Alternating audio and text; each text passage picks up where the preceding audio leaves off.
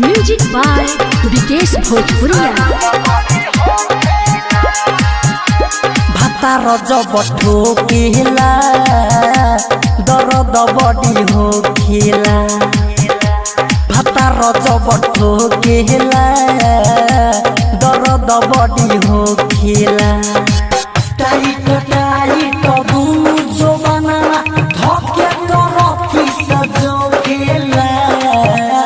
भाता रजब ठोकेला दर्द बड़ी हो खेला।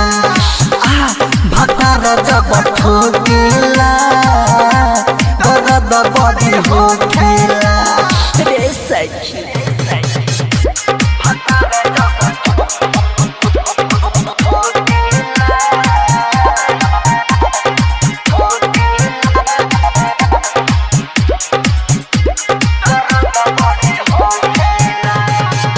हो खेला रतिया माने न बहतिया। कनवा के बालिया तुरले बनतिया।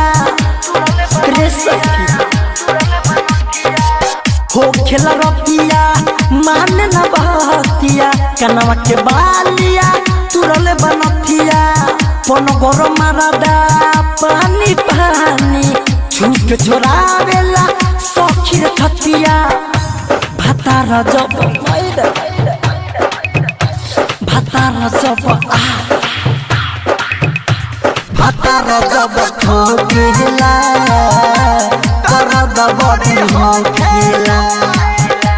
भाता रजब ठोकेला दर्द बड़ी हो खेला।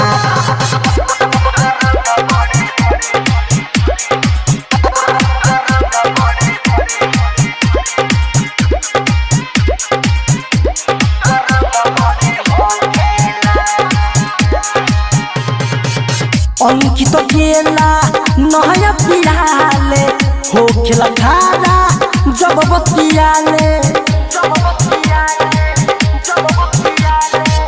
रवि मोहन नया पियाले हो खेला खाना जब बतियाले। राइटर मिथल विजय के जंगला से देखी धीरज खियाले। भाता रजब भाता रजब भाता रजब ठोकेला दर्द बड़ी हो खेला। भाता रजब ठोकेला दर्द बड़ी हो खेला। टाइट टाइट बुझो बना धके तरफी सजो खेला। भाता रजब ठोकेला दर्द बड़ी हो खेला। भाता रजब ठोकेला